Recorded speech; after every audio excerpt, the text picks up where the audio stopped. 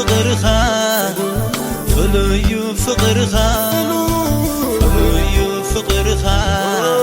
فزنا زي بالكا فلويو سرحكا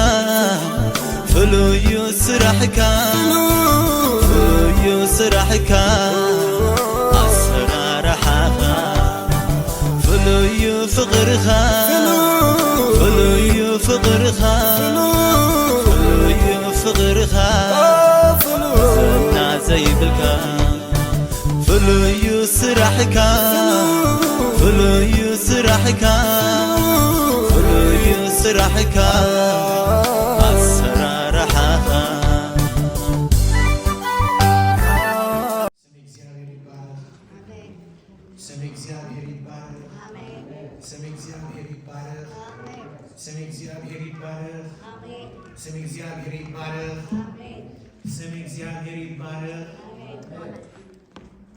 እግዚአብሔር ሰናይ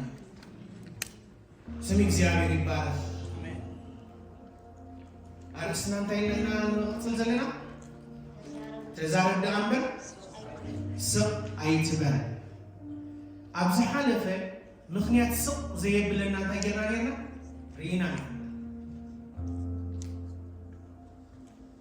ሰብ ብዙሕ ምክንያት ተዛረበ ከም ዱልዱል መሰረትን ቁኑዕ ምክንያትን ዘለዎ ዝዛረብ ዘጥዕመሉ ዘጸብቀሉ ማንም የለ። ንምንታይ ትዛረቡ እንታይ ስለ ዝኾነ ሓቂ ስለ ዝኾነ ሓቂ ጥራይ ከዓ ኣይኮነን ሂወት ከዓ ስለ ዝኾነ ስም እግዚአብሔር ይባረክ። ስለዚ ተዛረቡ ደኣ እምበር ክንበሃል ከለና ቀዳማይ ምክንያትና እንታይ ኢና ኣብ ጎደና ዓወት ምስ ክርስቶስ ምስ መዓዙ እንመላለስ ፍሉይ ሓድሽ ፍጥረት ኢና። ስለዚ ዛረብ ምክንያት ኣለና ይልና ስም እግዚአብሔር ይባረክ። ካልኣይ ድማ ኣይ ብክእለትን ኣይ ብሓይልን ስም እግዚአብሔር ይባረክ። ነቲ ፅሩይ ማይ ካብ ሰተና ነቲ ፅሩይ ማይ ከዓ ክንጉስዕ ከለና ወይ ምላሽ ክንህብ ከለና እቲ መንፈስ ቅዱስ እንታይ ይገብር ኢልና ይሰርሕ እዩ። ናይ ድምፀይ መቕጣል ኣይኮነን ናይ ድምፀይ ምርጓድ ኣይኮነን ዓው ናይ ምባለይ ኣይኮነን ቀስ ናይ ምባለይ እውን ኣይኮነን ናይ ክብሩክ መንፈስ ቅዱስ። ስለዚ ክንኣምኖ እዩ ዝደልየና ዘሎ ክንዛረብ ከለና እንታይ ዝገብር ኣምላኽ ምዃኑ ዝዓይ ዝሰርሕ ስቕ ዘይብል ኣምላኽ ስለ ዝኾነ መዓዙ ኣባና ዘንበረ ስለ ዝኾነ ነዚ ብመንፈስ እንታይ ክንከውን ኣገልገልቲ ሓድሽ ኪዳን ክንከውን እንታይ ገበረና ካልቲ ገበረና እዚ ክእለት ዘለዎስ እንታይ መን እዩ ኣብ ሰብ ዘይርከብ ነገር ሓቂ ኮይኑ ብመንፈስ ቅዱስ ግን እንታይ ይገብር ካል። ስለዚ ኣብ ደገ እንተኸድና ንምድሓን ሓቂ ኣብ ማእኸልና ተተዛረብና ንምፅንናዕን ንምድላው እታ መርዓትን ዝኸውን ቃል ሓቂ እንታይ ገይሩና ተዋሂቡና ስም እግዚአብሔር ይባረክ። ቃል ኣምላኽ ሰሚዕና ልብና ዘይሞቆ ነቲ ፍቅሪ ክርስቶስ ዘይነዶ ነቲ ምድላውና ድማ ዘይፀብቆ ነገር ክኸውን ኣይክእልን። እዚኣ ክትከውን እንተኮይንና እቲ ድርኺትና ካብ መንፈስ ሓቂ ይኮነን እቲ ንገብሮ ኣብ ቅድሚ መን ኣይኮነን ማለት እዩ ኣብ ቅድሚ ኣምላኽ ኣይኮነን። ሐዋርያ ጳውሎስ ነዚኣ ክዛረብ ከሎ እንታይ ኢሉ ብኣምላኽ እንታይ ጌርና ተደሪኽና ኣብ ቅድሚ ኣምላኽ ኮይንና እዩ ብኡ ተደሪኽና ኣብ ቅድሚኡ እንዛረቡ ኣምላኽ ኣብ ቅድሚ ኣምላኽ ንዛረቡ ቃል እንታይ ክኸውን ኣይክእልን እዩ ብዘይፍረ ክኸውን ኣይክእልን እዩ። ከመይ ትዕድልቲ ስም እግዚአብሔር ይባረክ። ስለ ደቅና ክንዛረብ ከለና ትዘረብ ሓቂ ክበቁል እዩ። ስለ ህይወትና ክንዛረብ ከለና ቃል ሓቂ ይበቁል እዩ። ስለ ሕዋትና ክንዛረብ ከለና ቃል ሓቂ ይበቁል እዩ። እቲ ንዛረቡ ቃል ናይ መን ስለ ዘይኮነ ኣነ ኣይኮነን እዚ ነታ ማእዛና ንሓልሉ ኢልና ሎሚ መዓንቲ ናይ መወዳእታ እንታይ ኢና ክንርኢ ንምዃኑ እቲ ንዛረቦሲ እንታይ ተዛረቡ ክንብል ቀኒና እቲ ንዛረቦ እንታይ ካብ ካልኣይ መልእኽቲ ጳውሎስ ናብ ሰብ ቆሮንቶስ 4 ምዕራፍ ጀሚረ ክንብብ ኣብ ቅድሚ ኣምላኽ ንሕልና ኩሉ ሰብ ነታ ሓቂ እናገለጽና ነው እንታይ ነው ነታ ሓቂ እናገለጽና ነው ስለዚህ ንዛረቦ እንታይ ይሉ ነው ሓቂ ይሉ نفسنا تنقبرالنا نعقب بمبر بتنقل أي تملالسنا نقال أملاك من حساوي أي قبرنا يوم نتقال حتى زبولن تايملو قال أملاك بما يفعل لنا نتنا ينوم رحوق نقر حاجتنا قالونا سلازم محرت كم زوردنا زاقل بلو تزيئها كابته اللونا أين حللنا حتى قبل تصنيحو قال أملاك قبل تصنيحو فقد سلسلين اتوانجلنا سور انت خنقا أبتم زطفو يتايز قبر تسوري اتنزارو حكي اتنزارو على الأملاك انت يتصوع موداته وانجل يتصوع سلازم نزارو على انت يكون لكزي وانجل سلازم لما عد فتوي وانجل انتاي وانجل سنتاي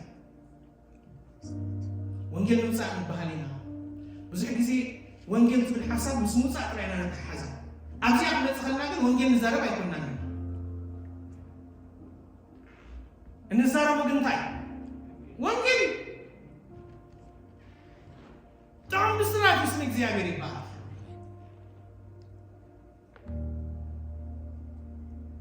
تفضل لهم اتب بسرعة زبلنا يتريني أنا قال كاب هيبرو كاب إبراو زنسة بسرعة كم زبلو كاب هيبرو بسرعة هبلو تريني خنطاي بسرعة أبغريخ إيفانجيليون نبلو بتحاول نتخلى عن إنجليش تاني نبلو إيفانجيلايز وانجيل مسبق نبلو سلازي وانجيل مالك بقالات زوج طعوم بسرات مالك بمنتاي زوج بقالات إذا طعوم بسرات قلنتاي كلمة عمو مرأنا حاجة نقر من السابي لي أرجيز خزارة بوزد اللي نقر عليه كنزارة كلنا أبودنا عود بحاجوس نتسمبلنا إنا تاي نقبرينا نزارة بينا تسمبلنا خنتاي مسكر كريستوس وهبت منفس قدس مقام زحالة فرينا كنزارة كلنا جنا كنت مع أزا كريستوس أبانا خوينو نجيو خاموت ناموت نتيوم كأنا قبيوت نابيوت كم زسار إتوم كاموت ناموت زغلو نعنا زغمنا نجرون اللوم نتيوت زكافلنا يسب زغمنا نجرالو يبانني نحن حلتا تاي تدبر تجزازا نحن حلتا تاي تدبر تفاعل نحن حلتا نمني خاطري نخريستوس إت خاموت ناموت زسجر كا زغمنا نجرالو ننبدو انتي يمسلكم أبراو عين عرفتها وزلنا جناحة ما عليها زي بقول له حيلي خاب عملا خبر كابانا ما انت تيكون كافق شد شوعات إذا بزمه إذا مزجب زي أبقى مريتو زلونا ريو بقول له أجل هاي ندبرين نتذكر من يبصق زلو من يبصق زلو بتوم كاموت ناموت سخون من لاش علوه من لاش زي بقول نجار عمود ولا حدين هيوت ترخيبه من لاش علوه كاموت ناموت تجيب زخون تايلو من لاش علوه أب سنبل علينا مالك أمي عود سنبل كريستوس علينا مالك ولا حنتي تتفناني مالك هيكون الوقت هاي نقبر علينا يعني قالوا لك بكل نسكتي تزقرب أي صبرنا من هاي هتلاقي تزيد صبوا من المسجد قالوا حبوسك قال خونا له مسكيرو قال خونا له بس أقول روح حيز كاسي مستنفاس مسانك أي مكان يدني سلسة خالي يدك خونا له متصنعه حبوسك حايلو خونا له قال خونا له بري متشوف من حتى وين تسكت على الله يسمى الزمن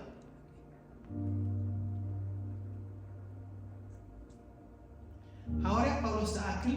إن جبرو يتلف عنا خبر زجرم نجر أبغيليس أتصبح أنا هم ندبس تستقبل له تودي إنه خلص زيكم قوة من السنة حواري باولوس كم تاي إن جبرو تاي جبرنا مسايبة جناهين تسمع تاي جبرني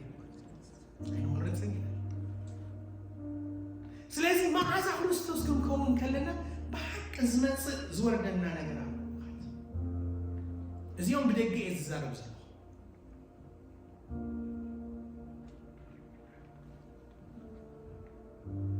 ንስጎጊ ግና እንታይ ኣይኮና ርብያት ኣይኮና ነዚ ኩሉ ሓሳብ ጠሚሩ ክዛረብ ከሎ ሓደ ክቢድ ዘረባ ኣብ ቀዳማይ ቆሮንቶስ 4:9-50 ተዛሪቡ ኣምላኽ ንዓና ሃዋርያት ድሕሪ ኩላቶም ኮይና ታስእሊ ረእይዋ ኣምላኽ ንዓና ሃዋርያት ድሕሪ ኩላቶም ኮይና ከምቶም ሞት እተፈርዶም ከም ዝነበርና ይመስለኒ ስለዚ ንዓለምን ንመላእኽትን ንሰብን ንትርኢት መስሓቅ ኮይና ኣሎና እዩ እንታይ ስለ ዘኪርኩም እቶም ድሕሪ ኩሎም ኮይኖም ዝኽብኩ መን ዝሓልፈ ብዝረኣና እዩ ተምሩኻት መፁ ከለዉ ናብ ሞት ክብከቡ ስለ ዘለዉ እቲ ጨናቕ ጨንሞ ከለዉ ንዖም እንታይ ኢልና ነርና ሞት ኣብ ቅድሚኦም ከም ዘሎ ዝመስል ጨና እዩ ኣብ ፅምብል ዓወት ከለና ነቶም ዝርዩና ነቶም ዕሽነት ኮይኑ ዝስምዖም ወንጌል ንዓና ክርዩ ከለዉ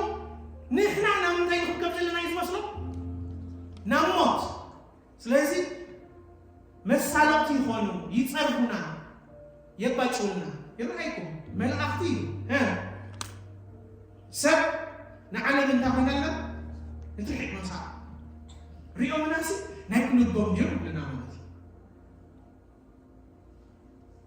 ስለዚ ኣብ ፅምብል ዓወት ኮይና ኣብዚ ምስ ጎይታ ዳ ይፅምብል ዘሎ እምበር ብደገ ካሊእ እዩ ዘሎ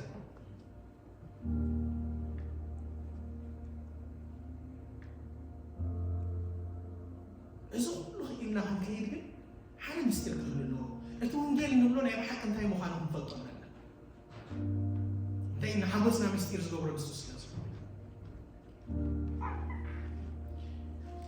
እታ መጠንቀቕታ እያ ኣብዚኣ እያ መዓዛ ክርስቶስ ምስ ኮና ካብ ሞት ናብ ሞት እነግዕዝ ነቶም ዘይኣመንቲ ጥራይ ኣይኮነን ጅብዚ ስምዑ መዓዛ ክርስቶስ ምስ ኮና ካብ ሞት ናብ ሞት እነሳግር ነቶም ኣመንቲ ጥራይ ኣይኮነን ዝገርመኩም ንሕዋትና ከይተረፈኹም ኢና እቲ ፍልልዩ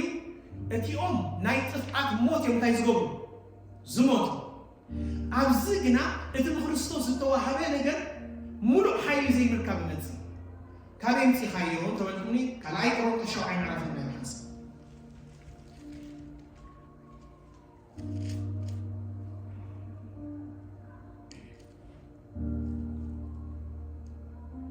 እንታይ ኢሎም ከም ዝፃፍዎ ዘለዎ ንሃዋርያ ጳውሎስ ንርኢ ካብ ፍቕዲ 2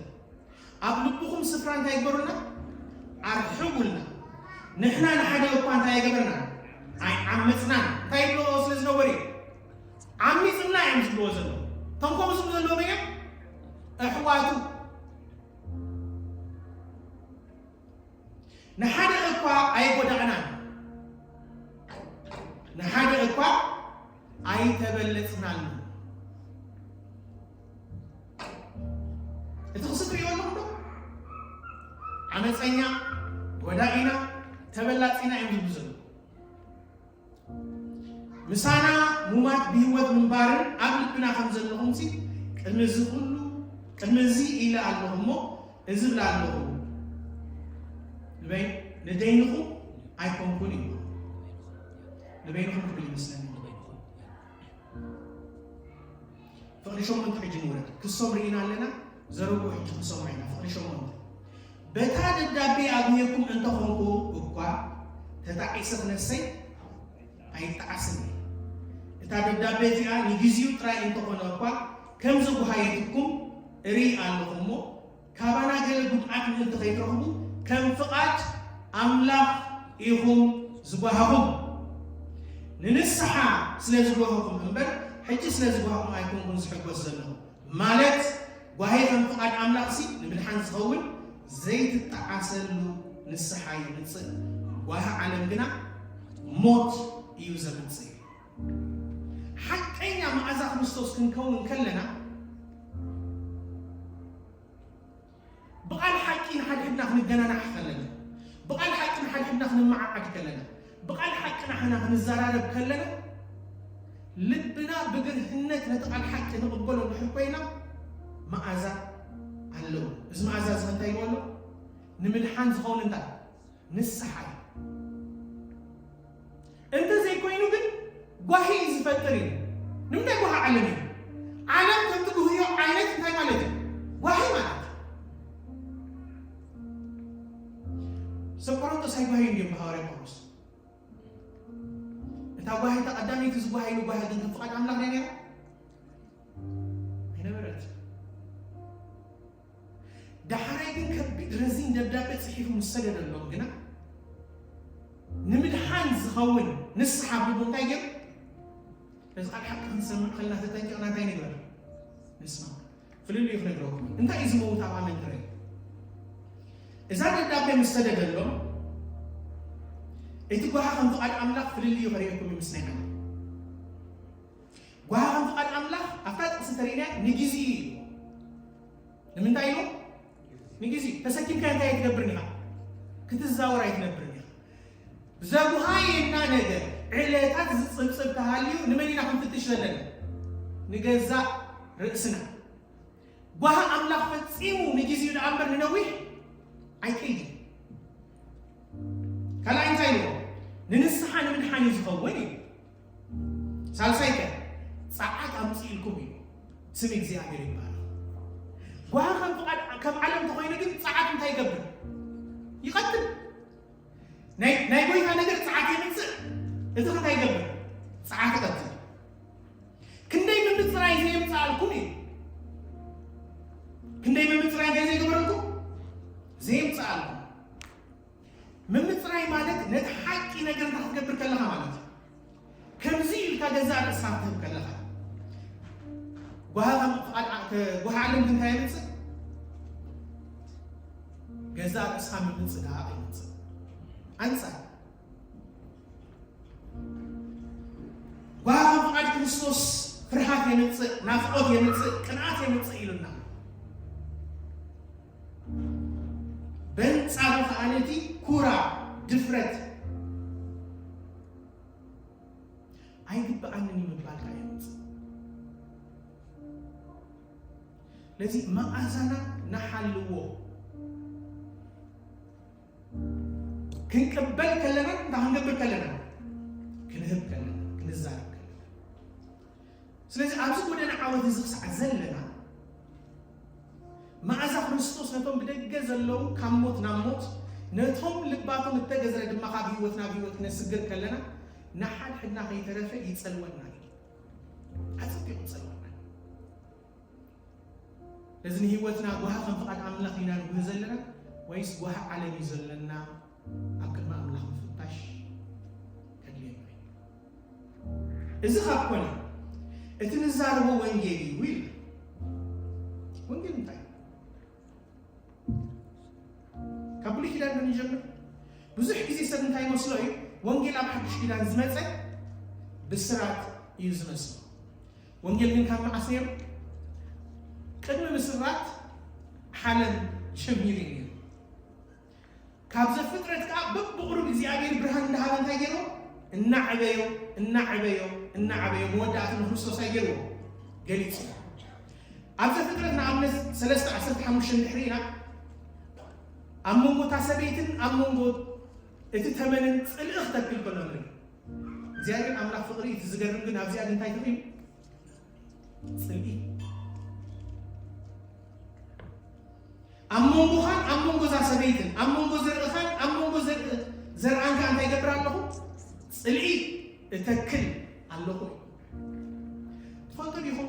ፍጥረት አምላክ ዘበለ በምንም ተኣምር ናይ ፀላእ ነገር ከፍቅር አይደለም ፍጹም ከፍቅር አይደለም بمنتهى من أي صلاة نقدر كم زفكر صوت اليوم السؤال بون تايرو تحصل تباري سلسلة السبت تتبير تعشيو مثل غير يزعش تتصلي بنت عمي جمرت عمونغو فترة عمونغو صلاة أنت خويني عمي جمرت تفتح نتاي موشعو نسو رئيسها في الشفلقي نسخة ما شغلون تحت قبريها كابزي يسجمر زلون እቲ ወንጌል ንብሎስ ብዛዕባ ሓደ ዘመን ምዃኑ ትሪኢለኩም ሓደ ناي سبيتي توانجيل نبلو بسراتسي بزعبا خال ايكون بزعبا حدا زري كامل زمت زري كابتا سبيتي زمت زري انت عين الزري خميلي يمت انت بحر الاول حنتي قلت من تاي ناي اكزابير مبلاس ببجيزي تاي نا غبري يسنك نعبي نا وسقني يسنك نبرهام ابز فطرت 13 ترينا كنتاي ولشو عليكات كل عمد دما بقى خاطا غوريو كبارو يوم لازم امجن مرتا نتي صلاعي سعر بمنكاس بموت بموقداتو زي سعر زري خبا سبيت 500 تزاري حجي خنتاي وسخالو ناي برخت منشي زخونه زر مخانها برخت قتلنا يعقوب ندق اخبار كلهم نحري متى حروت معك زرخوكم نغركم كلهم كلهم بزعبا يهودا تزاربوا زربا سبيتي لنا نعم مصينا لنا حجي نعم ابراهيم كاب ابراهيم زقنا من ورد علينا نبي يهودا عندنا فرد خيرانو نو استخدم ابراهيم خيرانو زفتره 4 ساعات حسبته شيلو كسع زمت يلون كاب يهودا بكري زني جزاها خما على اغار አይዝብልን ህዝብታት ካንተ አይገብሮ ይግዝእዎ እታ ሽሎት ብልዘላ ቃል ክልታ ትርጉም አለ ዳይሬክት ለተወሲድና ያ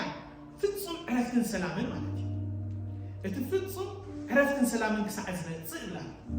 ብልምድ ዝትርጉምዎ ደቂ እስራኤል ካል ቃላል እቲ ዝግቦ ክሳዕ ዝመጽእ ታይ ትርጉምዎ ትዝግቦ ነይነይቲ ነታ ዘንግን ነታ በትን ዝግቦ ክሳዕ ዝመጽእ ስለዚህ ሓደ ዝግቦ ካብ ምንታይ ከም ዝመጽእ ነግረና ኣሎ ካብ ነገድ ይሁዳ ዝመጽእ እቲ ዝገር በልዓም ከይተረፈሲ ኣስማተኛ ክነሱ ብመንፈስ ኣምላኽ ተደሪቱ ብዛዕባ ምን ተነቢሎ ብዛዕባ እዚ ዘርኢ እዚ ተነቢሎ ከምዚ ተነቢሎ 3 ሻዕ ንደቂ እስራኤል ክረግሞም ኢሉ ባላቅ ወዲ ጲዖር ንጉስ ሞዓብ ዝነበረ ምስ ፀውዖ 3 ሻዕ ምስ ባረኾም መወዳእታ እንታይ ነው ህዝብኻ ዝረኽቦ ክነግረካ ግዳን ስማዕ ምስሉ ኣልዒሉ ድማ ከም ዝበለ ይብለና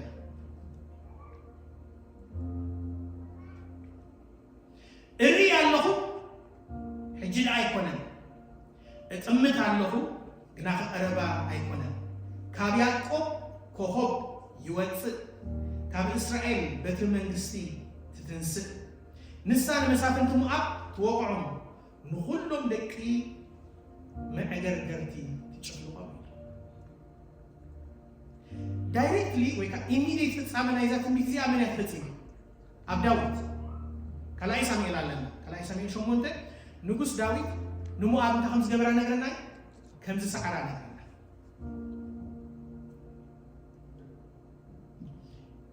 ዳዊት ግና ኣብ ካብ ዘርኡ ዝወፅእ ሓደ ንጉስ ከም ዘሎ ተስፋ ድማ እንታይ ገይሩ ተዋሂብዎ ኣስዋይን ክርስቶስ ኣይተባሂሉ ዘሎ ወዲ ዳዊት ተባሂሉ ዘሎ እዚኣ ከመይልና ናይ ክርስቶስ ምዃንና ንፈልጥ ኢልኩም ራእይ 5:5 ተኸይድኩም እቲ ካብ ነገድ ይሁዳ ዝኾነ እንታይ ተባሂሉ ኣሎ ኣንበሳ ተባሂሉ ነዛ ተስፋ ከም ዘሎ ኣምፂዋ ራእይ 22:16 ተኸይድና ከ እቲ ብሩህ ኮኸብ ጽባሕ ተባሂሉ ቤተና ተጸውዐ ስም እግዚአብሔር ይባረክ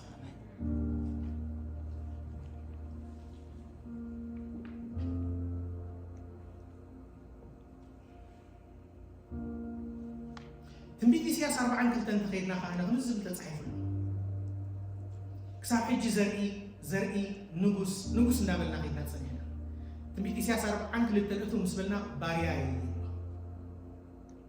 እንታይ ይብሎ ባሪያ እዩ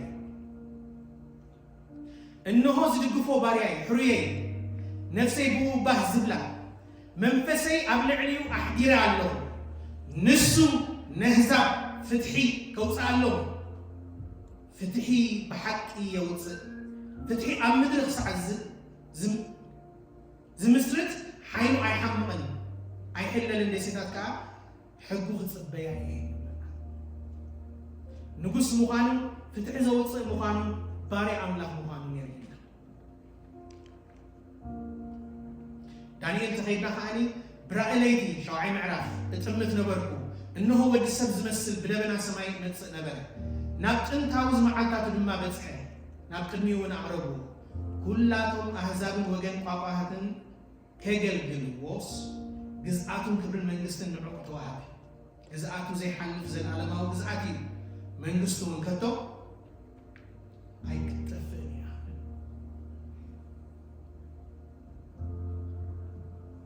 ከመይ ገይሮም ደኣኒ ወንጌል ሓድሽ ኪዳን እንድሕር ኮይኖም ከመይ ገይሮም ደቂ እስራኤል ብዛዕባ መሲሕ ይጽበዩ መሲሕ ዝብል ሓሳብ ብሰምዑ እንታይ እዮም ንእስራኤል ዶ መንግስቲ እንታይ ክትገብረላ እያ ንጉስ ምዃን እንታይ ይገብረና እፈልጡ እዮም ጽቡቕ እዮም ወንጌል ብሩኻት ብዛዕባ ሓደ እዚ ድማ ኢየሱስ ክርስቶስ ንሱ እንታይ ምዃኑ ጎይታ ምዃኑ ብዙሕ ግዜ ወንጌል ክንምስክር ከለና ብፍላይ ኣብ ተጨማልቀ ህይወት ዝነብር ሰብ እንድሕር ኮይኑ ጎይታ ተቐበልሞ ካብዚ ክትወፅእ ኢኻ ኢና ንብሎ ዝገርመኩም ወንጌል ኣይኮነን ንሱ ወንጌል ኣይኮነን ወንጌል መን ጥራይ ክርስቶስ ብስራት ኢኻ ትዛረብ ዘለኻ እቲ ብስራት ንዕኡስ እንታይ እዩ ይትሕቶ ዝንገሮ ዘሎ ኣዋጅ መንግስቲ እንታይ እዩ ይትሕቶ እንታይ ኢና ንብል ዘለና መስልኩ እስራኤል መንግስቲ ዳዊት ዝርኢሉ ካብኡ ዝበለፀ ዝኾነሉ ፍትሒ ዝነግሰሉ ቅርኒ ምድሓኖም ዝኾነሉ ሓደ ንጉስ ከም ዘለዎ እህዛብ ከዓ ፍትሒ ደልዩ እንታይ ምድሪ ኩሉ ኣብ ነገስታት ዝመልአት ቁንዓት ይኾኑ ቀይናናት ግዜ ይገብስ ስለዚ ደሴታት ከይተረፈስ ብኡ እንታይ ክገብራ ይኖራሉ ተስፋ ክገብራ ፍትሒ ዘነግስ ንጉስ ይተደልዩ ዘሎ ምንታይ ካብ መጀመርቱ እቲ ፍጥረት ዘሎ ዘበለውን ካብ መን ካዊ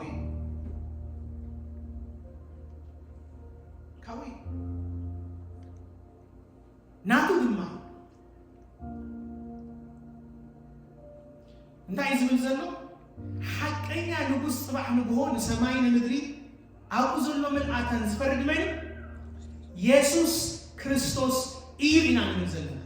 ስለዚ ኢየሱስ ጎይታ እዩ ክንብል ከለና መፈክር ኣይኮነ መጣዓዓሚ ዘረባ እውን ኣይኮነ ሓቀኛ ንጉስ ሓቀኛ ገዛኢ ዘለዓለማዊ በኣምላኽ ዝተሓረየ ኣብ ቅድሚ ኣምላኽ ዝተባህገ ፍጹም ዝኾነ ንጉስ ፍትሒ ክሳዕ መወዳእታ ዘምጽእ ሓደ በይኑ ንሱ እዩ ማለት ነው ስለዚህ እታ ወንጌል እንታይ ክርስቶስ እንታይ ምዃኑ ጎይታ ምዃኑ ካብቲ ማእሰርቲ ምፍታሕ ውፅኢት እቲ ብስራት ደኣ እምበሪ እቲ ብስራት በዓል ይኮነ ውፅኢት እንታይ ናይቲ ብስራት ስለዚህ ወንጌል ሰለስተ ነገር ኣይኮነ ወንጌል ብዛዕባ እቲ ዝስበኽ ዘሎ ሰብ ብዛዕባ ምዝራብ ኣይኮነ ወንጌል ብዛዕባ እቲ ዝሰብኽ ዘሎ ሰብን ምዝራብ ኣይኮነ ወንጌል ብዛዕባ ነገራት ምዝራብን ኣይኮነ ወንጌል ክርስቶስ ኮይኑ ካብ ገሃነም ክትወፅእ ናብ መንግስቲ ሰማይ ክትኣቱ ወንጌል ኣይኮነ ውፅኢት ንምንታይ ነፍሲ ወከፍ ንጉስ እንታይ ኣለዎ ፍትሕን ፍርድን ብይንን ኣለዎ ኣካል እቲ መንግስቱ እንተኾንካ ጣዕሙ ክትቅበል ኢኻ ጣዕሙ እንዳነበርካ ክትነብር ኢኻ መንግስተ ሰማይ ንብሎ ዘለና ገነት ንብሎ ዘለና ንሱ እዩ ነቲ ንሱ ዘውፅኦ ፍትሕን መንገድን እምቢ ትብል ተኾንካ ግና ቅፅዓት ኣለካ ኢና ንብሎ ዘለና እቲ ቅፅዓት ከማ ገሃነም ኣይኮነ ቀላይ ሓዊ እንታይ ሲኦል ንባዕላ እንታይ ክትገብር እያ ድርበ ፍርዲ ኢና ንዛረብ ዘለና ኣብ ገሊኡ ከዓ ንሰብ ናብ ጎይታ ንዓ ክሰልጠካ እዩ ትብሎ ትምስላት ኣይኮነ ተፀልዩ ዘሎ ወንጌል ግን ስ ይኮነ ወንጌል ስ ይኮነ ንምንታይ ብዙሕ ሰብ ሕልል ኣሎ ኢልኩም ትሓስቡ ወንጌል ኣብ ሱዳን ሲ ማዕለያ ዘይብሉ ሰብ ቀበል እዩ እንታይ ምስ ረኸቦ ካናዳ ምስ መፀ ዳኣ ሞተ ወንጌል ዓሌቱ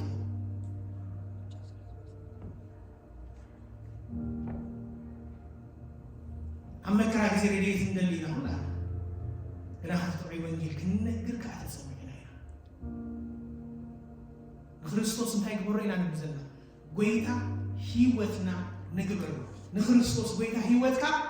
ግበሮ እዩ ወንጌል ስም እግዚአብሔር ይባረክ ጎይታ ሳዕ ዝቆነ ድማ ጣዕሙ ኣብ ሰማይ ጥራይ አይኮንና ንጽብ ተጣዕሙ አባያሎ ካብ ሕጂ ዝጅምር እትምልአት ጣዕሙ ምስ መጽይና ንሪዮ ግናኻ ጣዕሙ እንታይ እንዳኾና ኢና ንኸይ እናኣተና እናስተማቐርና ኢና ንኸይ ንጽቀት ኣይጸበልናኒ ጣዕሙ ስለዘሎ ጣዕሙ ስለዘሎ ጣዕሙ ስለዘሎ ወንጌል በይኑ ክርስቶስ ንሱ እንታይ ጎይታ ፍቅድ ሓሙሽተ ንሕርየኹሞ 45 ካልኣይ ቆሮንቶስ ማለት ክርስቶስ ኢየሱስ ከም ጎይታ ክርስቶስ ኢየሱስ ከም እንታይ ከም ጎይታ ርእስና ግና ምእንቲ ኢየሱስ ከም ጉዙኣት ጌርና እምበር ርእስና ኣይኮናን እንሰብኽ ዘሎና ለዚ ወንጌል ክንሰብኽ ከለና ነቲ ሰብ ብዛዕባ ኩነታቱ ኣይንስበኹ ናብ ክርስቶስ ምስ መፀ ዝድርብዮ ነገር ብዙሕ ኣሎ ዝወሃቦ ነገር እውን ብምስ ይኮነ ንትኾኑ እስኪ ሓደ ነገር ክብድ ዝበለ ሕቶ ክሓቶ ዘካርያስን ኤልሳቤጥን ሲ ካብ መጀመርቱ እንታይ ደልዩ ነይሩ ውላይ ዮሃንስ ከዓ መፅ ኣስተማቒሮም ሞ ዶ ንምዃኑ እስኪ ንገሩ ኣስተማቒሮም ሞ ዶ እንድሕር ምስቱ ተኮይኑ እቲ ብስራት ሲ ኣስተማቒሮም ሞ መፂው ነቢ ኮይኑ መፂው ብንሽ ክልካ ካብዛ ምድር ትፋል እንታይ ዳ እዩ ብስራት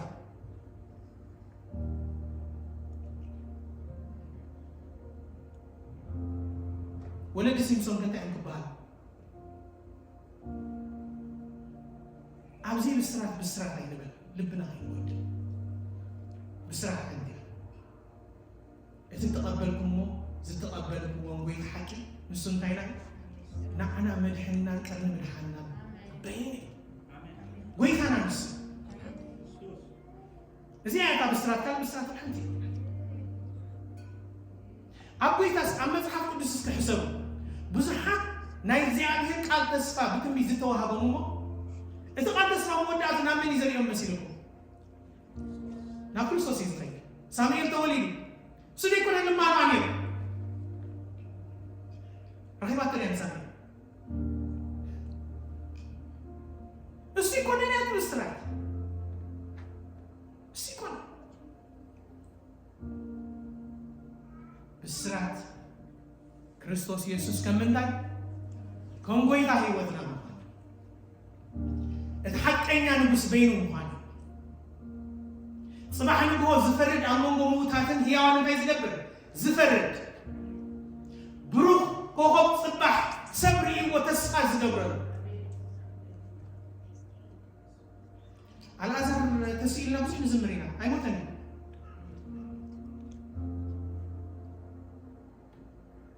ስለዚ እቲ ኣማና ዝቐንዕ ነገር ናብ ክርስቶስ ምስ መፀና ዝልወጥ ነገር ወንጌል ኣይኮነን ንሱ ፍረት ወንጌል እሱ ስለ ዝኾንና ኢና እንተረኸብና ኣዊዕናኒ እንተሰኣና ኸ ኣይዝሕለናኒ ይህ ጎይታ ዘለዓለም ራእሲ ህይወት ግድ ዝብሎ ደራሲ ህይወትና ቅነ ልብና ሓቀኛ ተስፋና በይኑ ስለ ዝኾነ ምእንታ ንህይወት ክንከውን ኢሉ ካብ ረኸበና ከመይ ኢልና ንጠራጠሮ ድሕሪ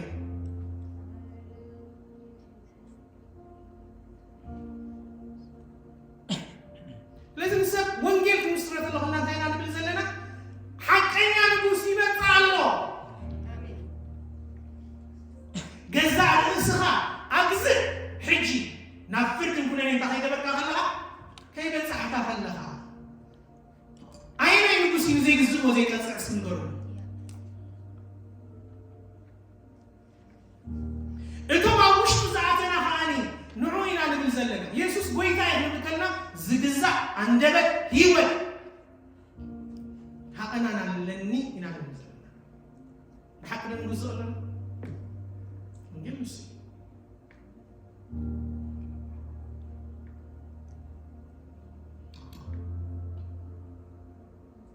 سمعت أنا برابو ناسي لميد نايلنا من كم بيزون صلاة أبو كم تنحنا بدلنا زين حدث كمينا حد قلنا أمان اللي هنا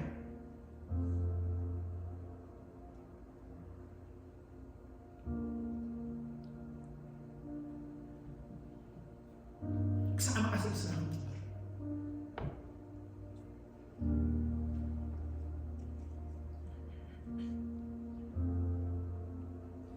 سويت حكي أنا أخذت أمنا لما ندعم أنا كان بسرعة أن تزارينا هنا ترأسنا بقوس لازقنا بزح سبيزك ناس ما يسبزك كان هذا هم الأخوات سيلز ويكات قبلا نجرا هذا هو كسلت إلى تقبلا عليه مسأن كيو مسأن كيو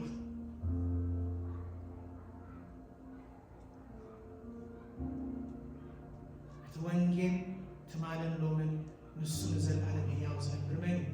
بينو ويتاي كريستوس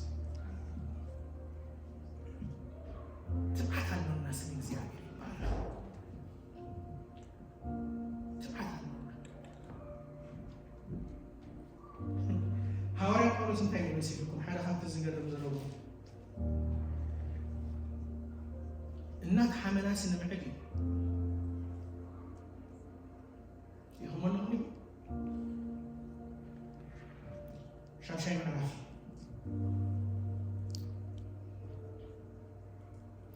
كلنا كافر بعد البال بكل كم أقل أملاك رأسنا نرى لنا أمر بمزح داي تعجزتي زجبرنا تسفى أملاك يكون تتسفى في الصابين أزغنا بينه كريستوس بمنكرة بچنكت بتصببة بموقعتي بمعسرتي بقارو بسعري تحيث المقام بوشو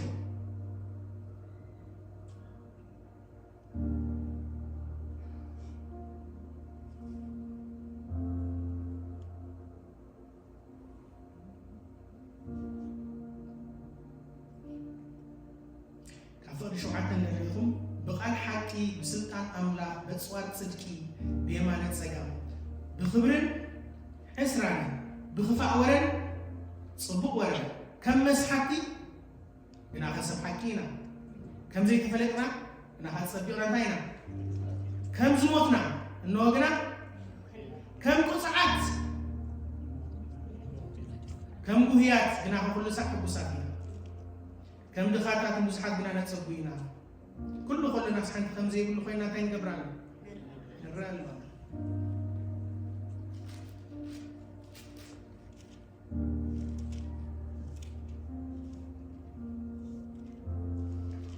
لازم وين تاعي كنا بزعبات السب ننقرو زلنا زم حيش قدام هاي كنا وانجيل مني خصوص بينا بزعبات السب بغزل سبو هاي كنا أمزح بس حاول نعيش عدل سلز رخبكو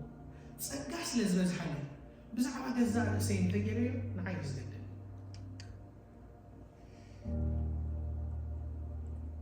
نمنتاي تهيوت من زين ننقص نيجو جزء سنين زين نقص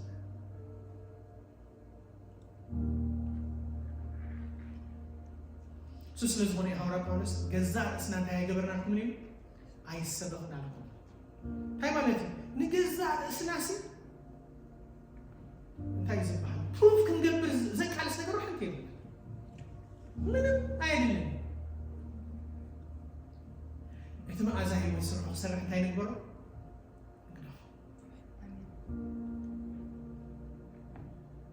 توانجيل حق سرح سرح نكبره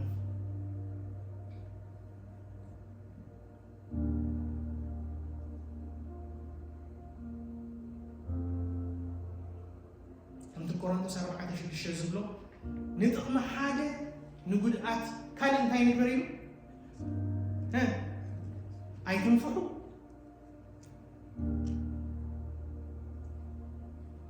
ኣነ ክኸውን ክእል ካባይ ወፃእ ክኸውን ክእል ምእንቲ ጥቕሚ ኢለ ዝዛረበሉ ሓደ እንተሃልዩኒ መን ጥራይ ክኸውን ዘለዎ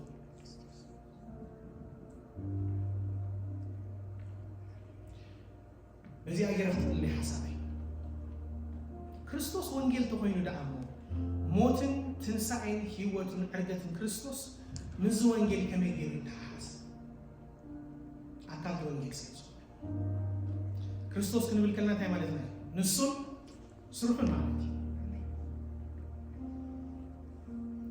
ማንም መንግስቲ ኣካል እታ መንግስቲ ክትከውን እንድሕር ኮንካ ናታ ዝኾነ መስርዕ ኣለዋ መንግስቲ ካናዳ ሲላ ክትወከል ናታ ዝኾነ ቅጥዒ ኣለዋ እታ መንግስቲ ዘለዓለም መንግስቲ ህይወት መንግስቲ ፍቁር ወዱ ተባህለት ናታ ዝኾነ እንታይ ኣለዋ ቅጥዒ ኣለዋ መንግስቲ ካናዳ ኮነ ናይ ምድሪ መንግስቲ እዚ ግበር እዮም ዝብሉ እዚ ፍሉይ ዝኾነ ንጉስ ግና እዚ ጌረልካ እሞ ንዓ ዝብል ንጉስ እዩ ናይ መንግስቲ ተኻፋለ ክትከውን ብቑዓት ኣይኮንኩምን ግና ኸ ናይ ዕዳ ቅብሊትኩም እንታይ ገይረ ከፊለየ ንጉስ ሰራዊት ኣምሪሑ እዩ ካልእ ሰብ ቀትል እዚ ንጉስ እዚ ግና ቅድሚ ኩሉ ከይዱ ምእንቲ ህዝቡ ዝመውት እዩ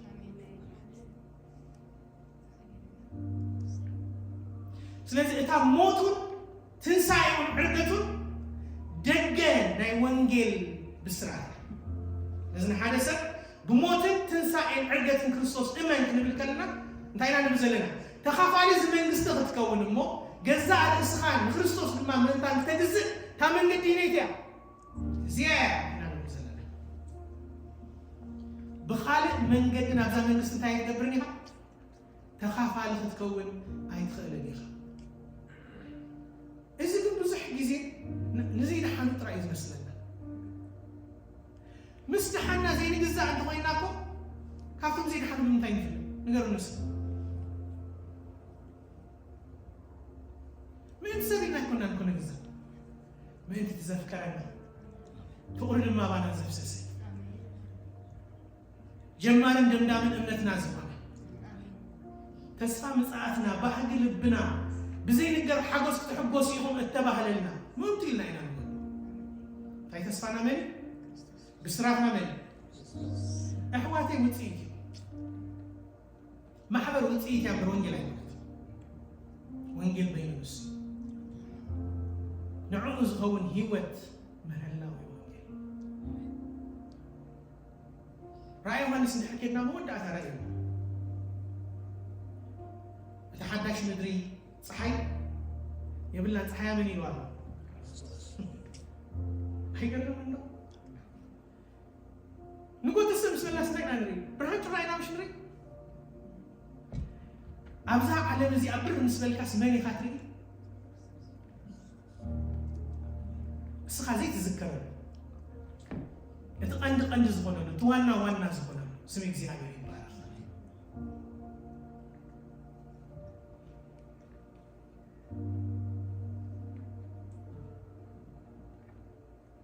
ኣምላኽ ድማ ማሕደሩ ምስ ደቂ ሰብ ገበረ ይሽሮ ኣነ እንታ ኮኖ ኣምላኾም ንሳቶም እንታ ኮነኒ ህዝበይ ኮነኒ መወዳእታ ዘይ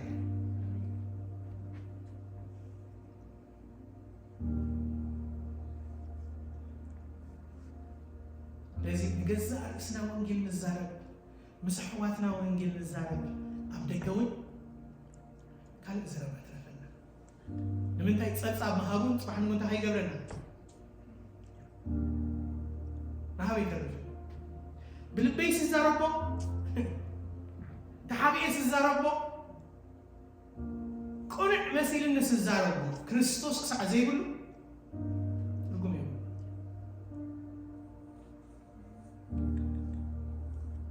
እቲ ወንጌል መን ንሱ ጎይታ ዝኾነ ስም እግዚኣብሔር ይባላል ብሞቱን ትንሳኤውን ዕርገቱን ድማ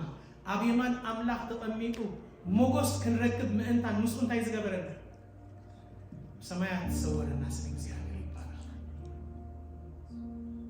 እንታይ እንገብራለን? ሐሳባትና እንታይ መስል ስብከትና እንታይ መስል ዘረባና እንታይ መስል ወንጌል ጀካ ክርስቶስ ካለ ምንም የለም።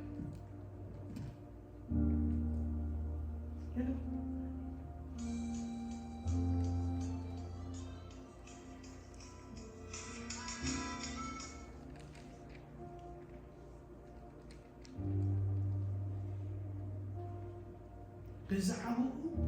ከመጠን ዘንበብናዮ ዝተማሃርናዮ ዘሰላሰልናዮ ኩለትና ናኮይ ዝስዕብሉ ምስሊ ሳልና ካልእ ክኸውን ከሎ ግና ጓህ ዓለም እንታይ ዝገብር ዝዓዝዝ ርትዒ ናይ መንፈስ ቅዱስ ንህይወት ንምድሓን ዝኸውን ኣይኮነ። ነዚ እንታይ ንዛረብ ወንጌል ገዛ ርእስና እንታይ ንስበኽ ወንጌል ንሕዋትና እንታይ ንዛረብ ወንጌል ስም እግዚአብሔር ይባላል። እንጽበዮ ተስፋ ኣለና ዳስወይ ንሕዋትና ኣብ ደልይዋ ንፅልን ዓዝስ ኣለና ብኹነታቶም እንታይ ክንገብር ስለ ንደሊ ክነፀናንዖም ስለ ንደሊ ሎሚ ኩነት ከይድ ፅባሕ ካልእ ኩነታ ክገብር መፅእ እቲ ጎይታኻ ኸ ከልካዮ ግን ሓውኻ እንታይ ይገብር ስም እግዚአብሔር ይባላል። እቲ ንጉስና ኸ እቲ መልሕና ኸ ትቐንብ ምርሓና ኸ እቲ ተስፋ መጽኣትና ኸ ርኢ ብተስፋ ጣዕሚ ይኮንና ነብር እናጣዕምናዮ ግና ናብቲ ምልኣት ተስፋ እንታይ ንገብር ኣለና